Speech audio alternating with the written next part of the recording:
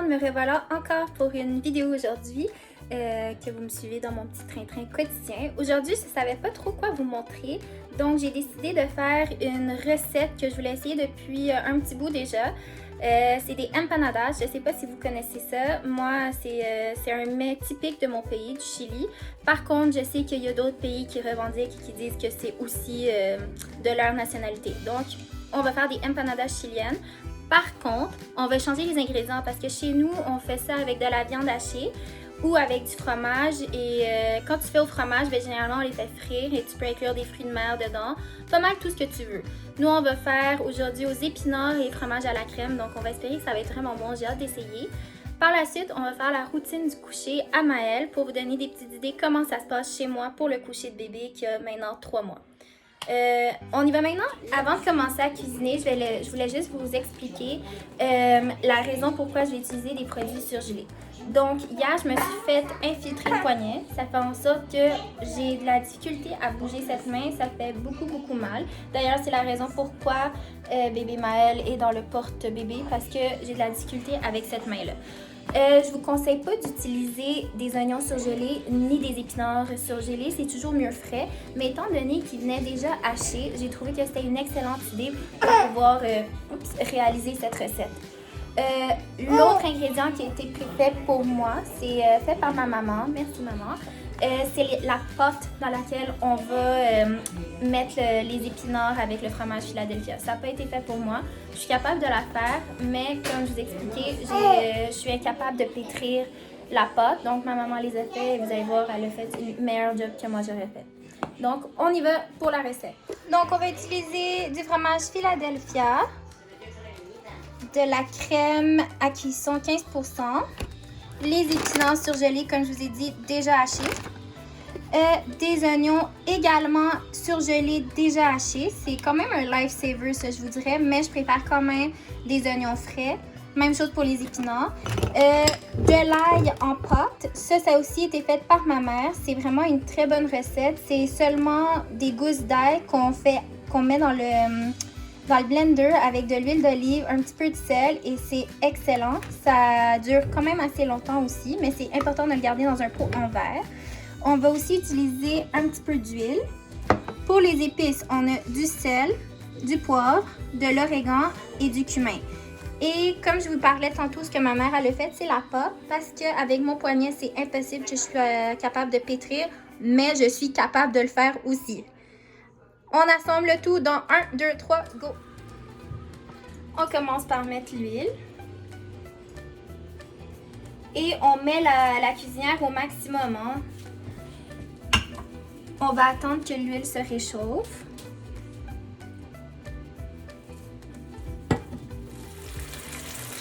On poursuit avec les oignons.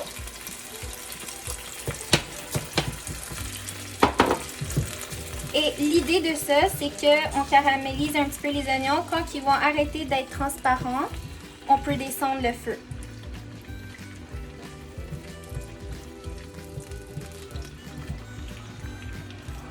À ça, on va ajouter la purée d'ail, comme je vous avais dit.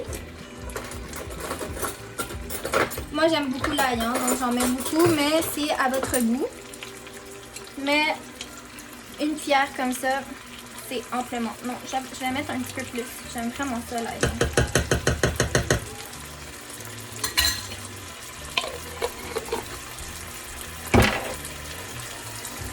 Et on tourne le tout.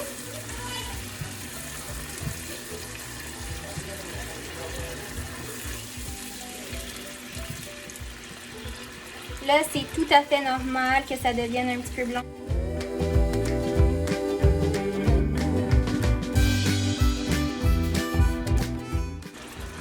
Ça sent vraiment délicieux. J'adore cette odeur-là.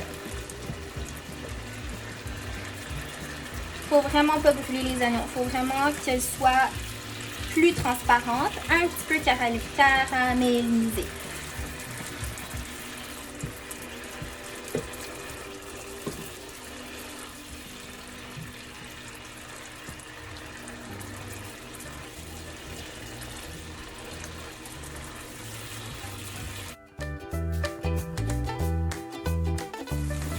laisse frire ça un petit peu, mais on doit rester à l'affût pour pas que ça brûle. Donc moi, mon feu est vraiment élevé en ce moment, mais je suis présente. Fait que dès que je vais commencer à voir que ça brûle, ben, je vais commencer à brasser le tout. Et évidemment, je vais descendre le niveau du feu. Évidemment, parce que je suis pas en train de porter un tablier, je me suis salie de l'huile. Un petit conseil, guys, pour de l'huile sur des vêtements, on prend du sel. Ça, c'est un petit peu excessif, là. Puis, on se le met sur le chandail au niveau des gouttes parce que le sel va absorber l'huile.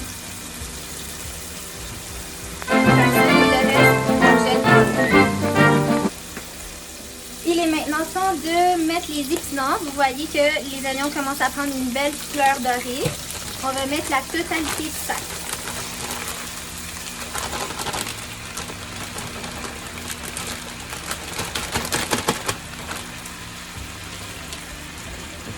À ça, on va ajouter les condiments qu'on avait sélectionnés tantôt.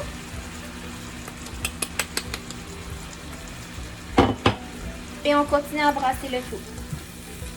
Là, on veut faire frire aussi les épinards pour que tous les condiments ainsi que le goût des oignons et de l'ail s'imprègnent sur les épinards. Parce qu'il y a des épinards juste comme ça, moi je trouve ça un peu fade, là, c'est pas full bon.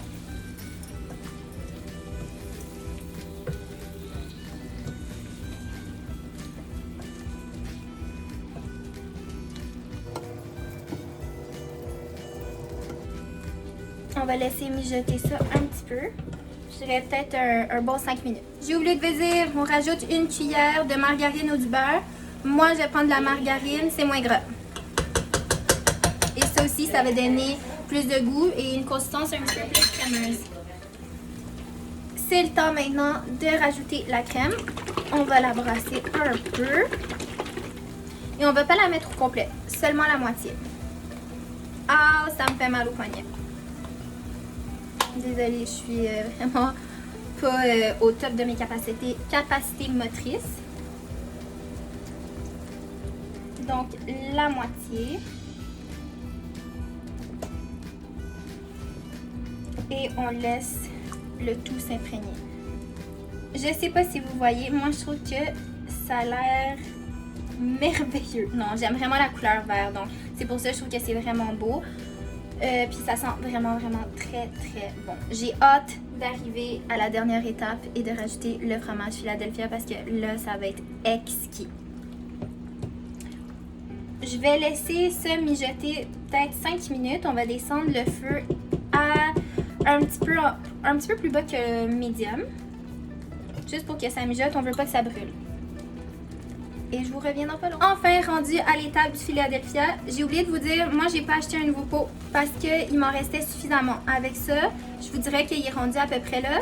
Fait que il m'en reste assez. On va tout mettre qu'est-ce qu'il nous reste. N'oubliez pas qu'avec la crème, ça fait déjà une consistance assez crémeuse. Et ça va venir juste en rajouter plus. Wow, j'ai jamais vidé un pot de fromage Philadelphia comme ça. C'est vraiment satisfaisant.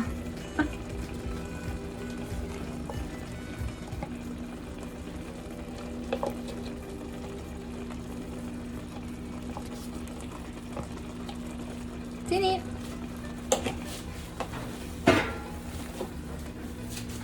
Oh my god, ça sent vraiment trop bon.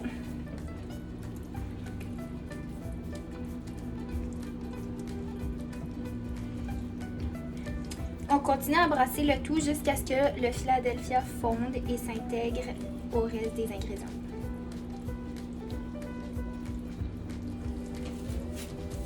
Vous voyez que c'est quand même assez liquide, mais c'est pas grave parce que quand on va remplir la pâte, on va l'égoutter puis ça va être juste vraiment les épinards et le fromage qui va aller dedans. Pas d'eau. Oh, ici j'ai des gros chunks. Allez.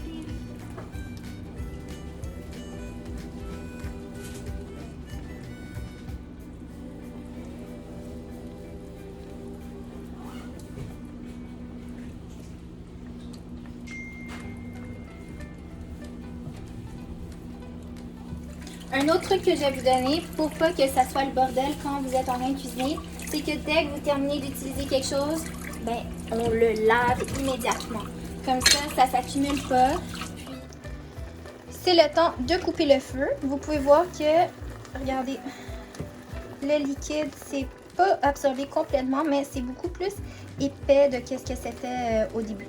Et ça, c'est ce qu'on voulait. Donc, ça, c'est terminé. On coupe le feu. Oups, là. J'ai dû prendre une petite pause, mais ça tombe bien. Parce que les épinards doivent se reposer avant qu'on puisse remplir la pâte avec eux. S'ils sont chauds, ça ne marchera pas et la pâte elle va se défaire tout simplement. Donc en attendant, ben, je nourris Maëlle. Comme vous pouvez voir, le mélange, il est beaucoup plus crémeux, beaucoup moins liquide et on va commencer à remplir nos pâtes. Vous voyez, mais on prend un petit peu de mélange parce que les pâtes sont quand même, la pâte est quand même assez petite, donc si on en met trop, ça va déborder et ça ne va pas marcher, ça va donner des mauvais résultats. On met comme ça, voyez-vous? Comme ça. Et ensuite, on va venir plier le tout par-dessus. Là, je vous dis de le mettre dans une... Oups, ça c'est la mauvaise fourchette. Dans une assiette parce que si vous le faites directement sur la table, ben, vous allez avoir un gros dégât. J'en profite pour le pousser plus vers l'intérieur. Et je ferme doucement. Je fais une petite pression sur les côtés pour faire une demi-lune. Et on arrive à utiliser notre fourchette, la partie la plus importante, parce que là, on va venir les sceller. Donc, on appuie. Et c'est normal hein, qu'il y ait des résidus qui sortent. Faut juste pas en perdre trop.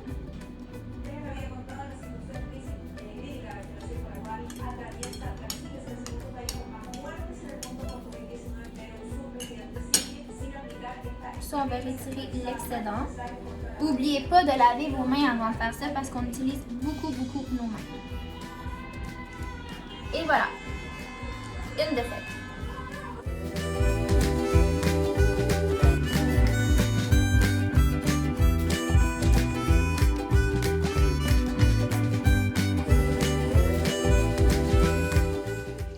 Une fois que j'ai fini de les remplir, ça ressemble à ça. On double check qu'elle soit vraiment très collée parce qu'on ne veut pas qu'elle s'ouvre. Comme ça, c'est pas bon. Il va falloir que je refasse avec la fourchette parce qu'une fois qu'elle va être dans l'huile, elle risque de s'ouvrir et là, ça va être la catastrophe.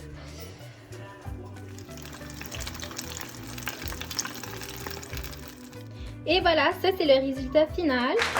Et je dirais que l'apparence n'est pas très belle, mais je vous promets que ça goûte tellement bon que on va s'en foutre de l'apparence. Il est maintenant 8h45, on va commencer la routine pour le dodo à Maëlle. Je suis déjà en retard. Je voulais juste faire une petite pause pour vous dire qu'est-ce qui s'en est. Donc go, go, go, go, go!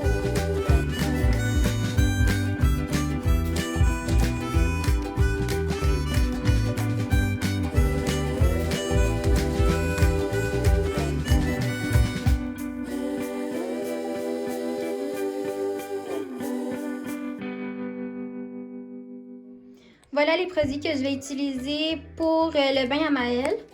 Ça, j'adore l'odeur, ça sent tellement bon et en plus ça relaxe bébé, donc ça l'aide à dormir. Je vais utiliser ça pour son corps.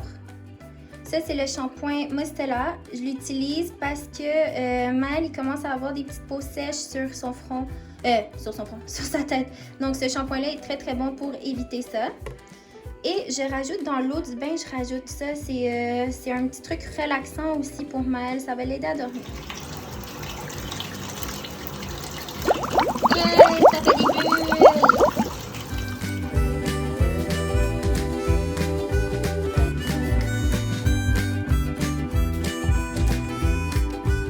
Le bain est fini.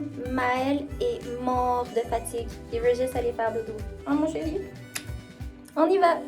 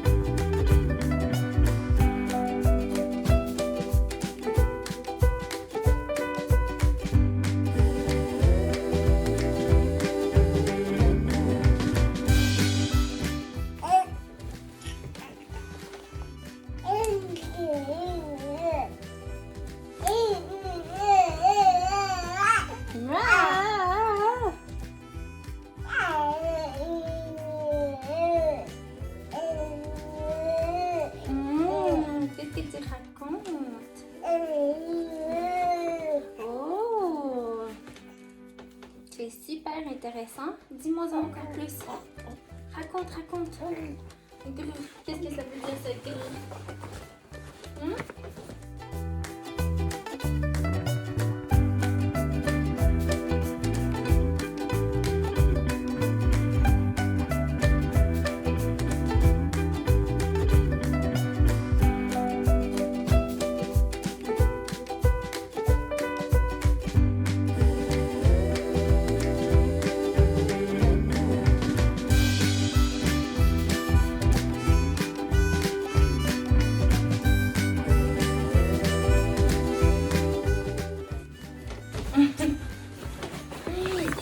Et on a fini. C'est fini. Tu sais que tu t'en vas voir la téta maintenant, hein? Tu savais que tu voyais ton mot de téta? T'as-tu hâte de te brosser les dents, mon chéri?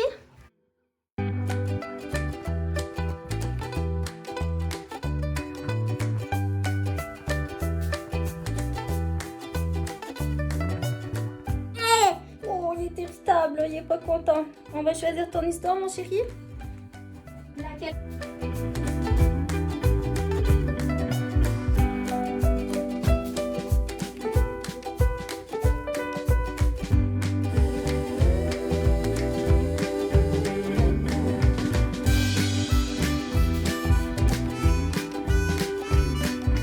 L'aliment du réfrigérateur.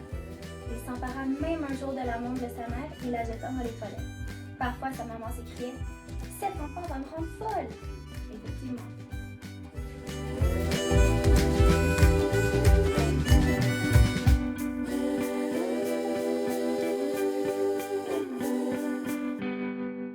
Je t'aimerai toujours la nuit comme le jour en tant que je vivrai. Tu seras mon petit bébé.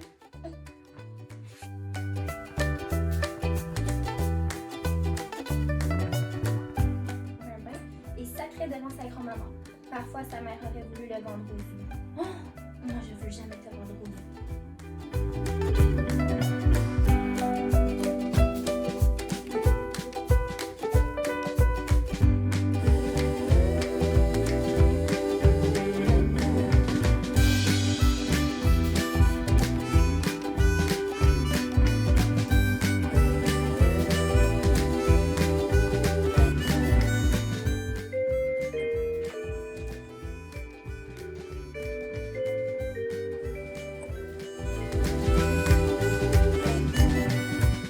Maël est enfin au lit, il fait dodo, il est dans les bras de Morphée, il est trop cute. Moi, je peux enfin aller faire mes choses, c'est-à-dire me préparer pour la nuit moi-même.